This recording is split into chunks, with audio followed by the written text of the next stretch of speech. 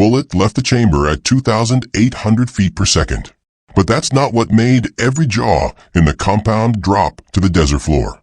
It was what happened next, when physics itself seemed to bend, when a single round did what shouldn't be possible, when the laughing stopped and the silence began.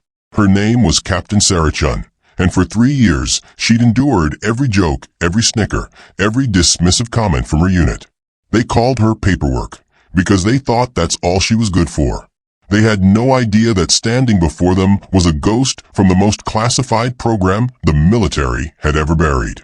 And in exactly 47 seconds, their entire world would shatter, along with 6 targets no human should be able to hit. This is the story of the day respect was earned with one impossible trigger pull.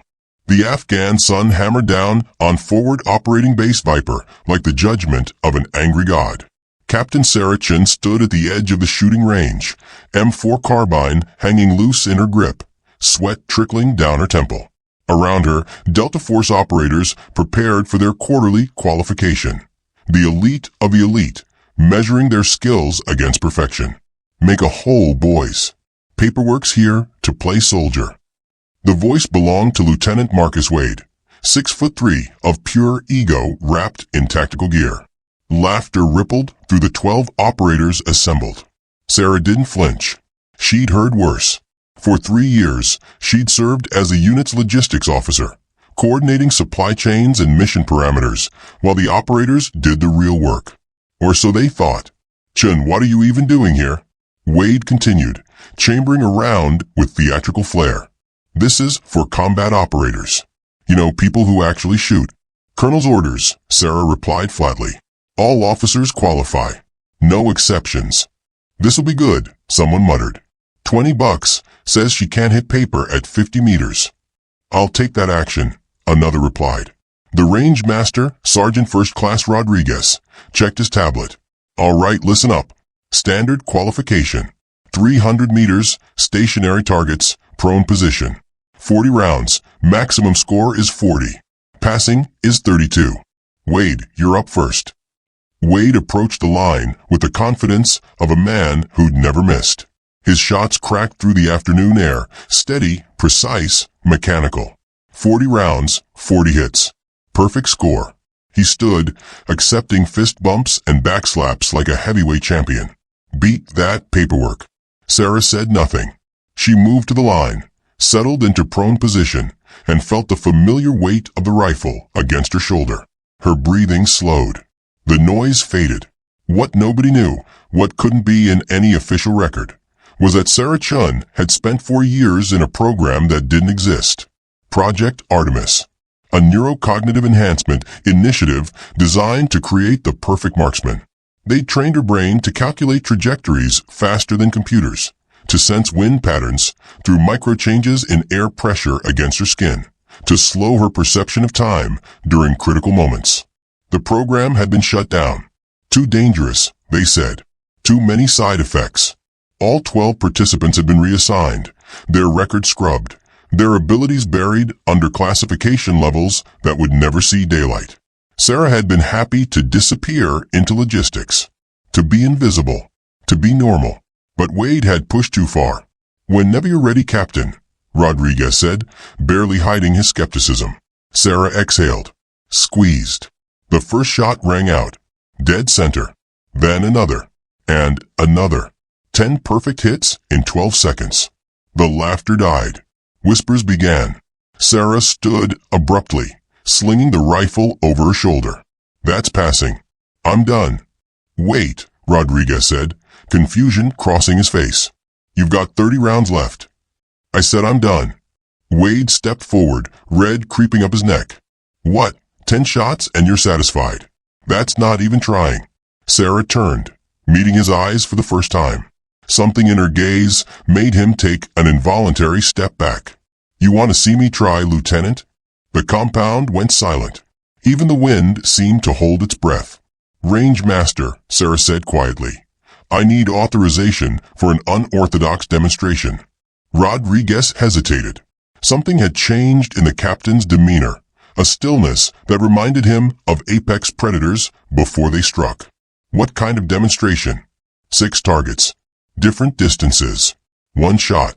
The confusion was immediate. Wade laughed, but it sounded forced. One shot, 6 targets? What, you gonna bank it off rocks like a billiard ball? Something like that. Rodriguez should have said no. Every safety protocol screamed at him to shut this down. But 30 years in the military had taught him to recognize moments when the impossible was about to walk through the door. Clear the range. Everyone behind the observation bunker. Now, the operators moved, reluctance in every step. They gathered behind reinforced concrete, peering through armored glass. Sarah remained on the line, alone with her rifle and a radio. "Range master, I need you to place targets at my coordinates," she said. Her voice transformed, clinical, precise, stripped of all emotion. This was the voice of Artemis protocols activating, neurons firing in patterns that defied normal human limitation. "Go ahead." She rattled off 6 positions. Rodriguez's eyes widened as he plotted them on his tablet. "Captain, these angles? That's not possible. Basic physics. Trust me." For 10 minutes, range personnel positioned steel targets according to her impossible specifications. One at 200 meters, slightly left. Another at 300, elevated on a platform. A third at 150, right side. The others scattered in a pattern that made no geometric sense. Through the bunker glass, Wade watched with growing unease. What the hell is she doing? Sarah chambered a single round. Her eyes tracked paths invisible to everyone else.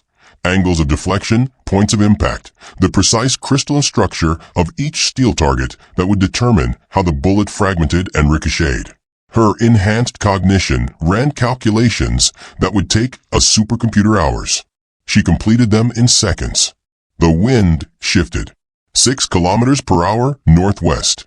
Temperature dropping 2 degrees. Humidity at 31%.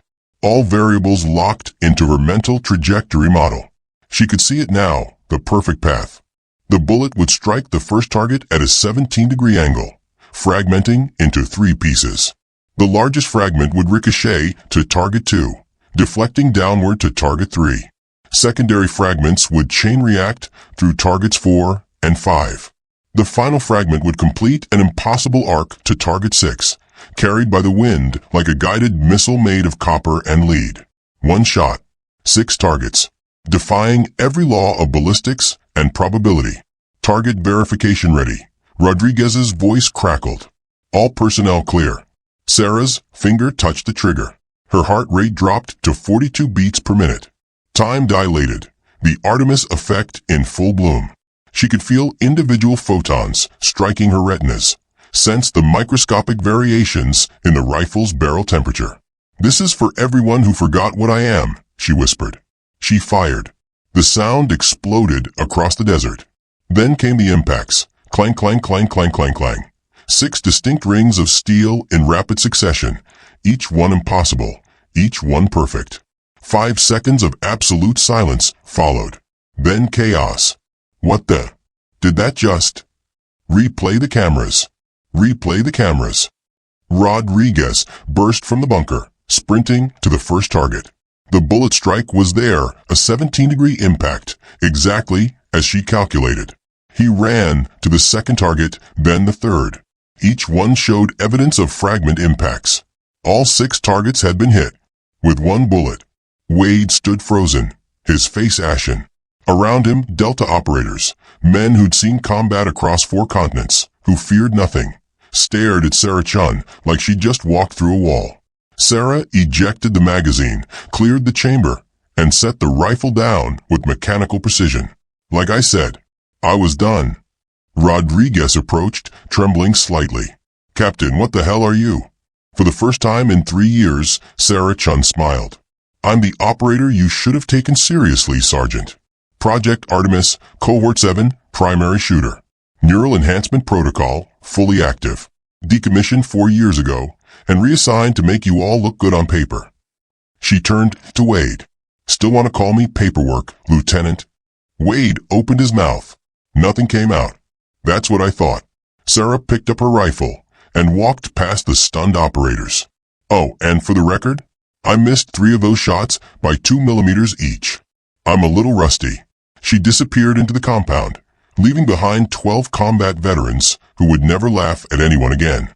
The legend of the Artemis ghost had begun.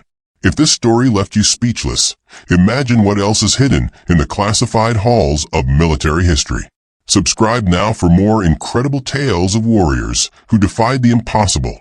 Stories that will leave you questioning everything you thought you knew about human capability.